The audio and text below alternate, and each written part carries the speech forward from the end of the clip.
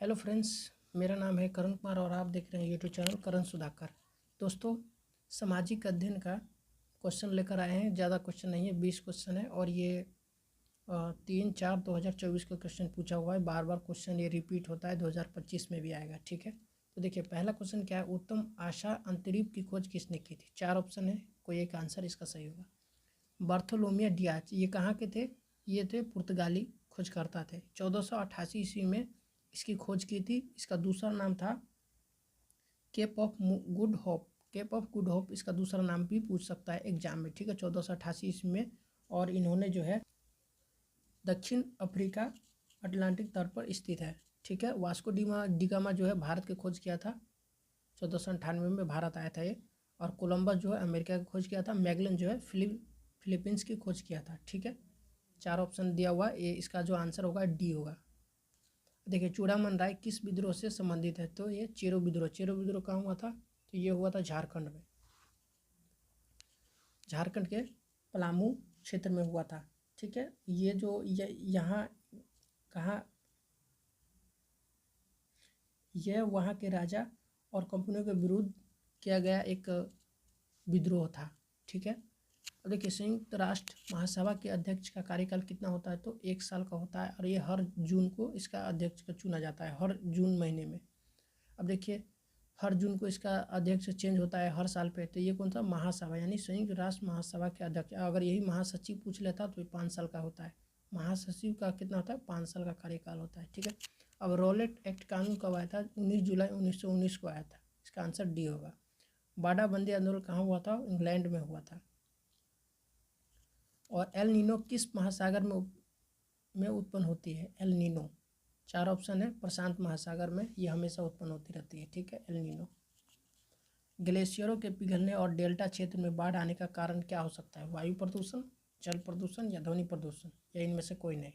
देखिए इनका आंसर जो होगा ये ए होगा, वायु प्रदूषण। ठीक है, भारत में खदान उत्पादन की खरीद, वितरण और भंडारण के लिए कौन सी एजेंसी जिम्मेदार है? भारतीय खाद्य निगम, यही इसके जिम्मेदार होती है। जो भी खदाने मतलब खाने वाने के जो सामान ट्रांसफ़र यहाँ से वहाँ होता है वो भारतीय खाद्य निगम का कार्य होता है। ठीक है, अब देखिए नेक्स्ट क्वेश्चन क्या है। लौह अयस्क को गलाने में प्रयुक्त धातुकर्म कोयला कौन सा है? तो सबसे है बिटुमिन्स। इसका आंसर बी होगा। बिटुमिन्स जो होता है बहुत ही खराब तरह के, एक तरह से कह सकते हैं खराब लौह अयस्क है, यानी कोयला है। ठीक है, एंथ्रासाइट सबसे उत्तम प्रकार के लौह अयस्क कोयला है।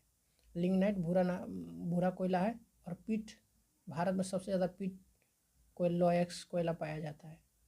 ठीक है, चिपको आंदोलन के प्रणेता कौन है? बहुलाल गुना है। चिपको आंदोलन जो होता है ये उत्तराखंड से शुरू हुआ था 1973 में। यानी इसका जो उद्देश्य था वो वृक्ष को कटने से बचाना था।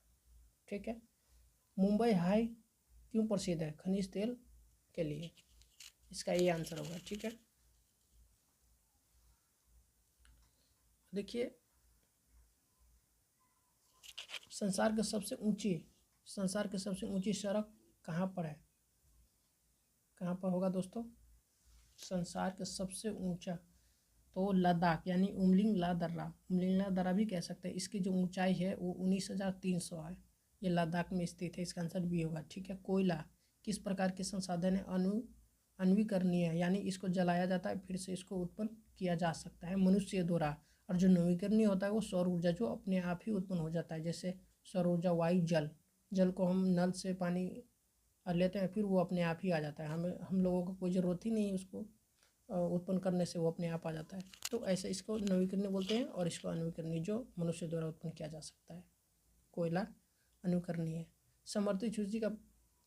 समवर्ती सूची का प्रावधान किस देश से लिया गया है? तो ऑस्ट्रेलिया से लिया गया है। ठीक है, ये किस अनुसूची में? 7वीं अनुसूची में। भारतीय संविधान में कितने अनुच्छेद है? 395 भाग 22 और अनुसूची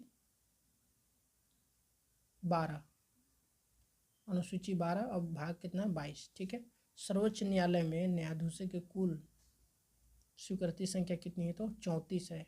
एक मुख्य न्यायाधीश, बाकी अन्य 33 न्यायाधीश। ठीक है, इनमें से कौन सा स्वतंत्रता भारतीय नागरिकों को नहीं दिया हुआ है?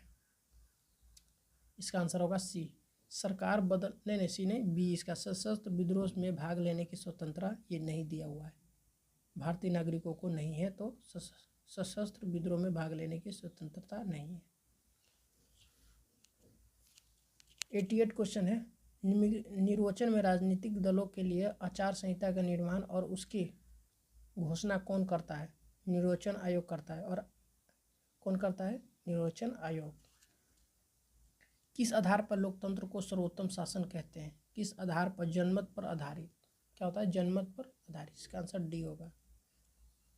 लोकतंत्र के विकास के तीसरे चरण में किस विचार का मान्यता मिली है? राजनीतिक समानता के साथ आर्थिक समानता। इसका आंसर डी होगा। ठीक है, तो दोस्तों ये हमारा 20 क्वेश्चन था।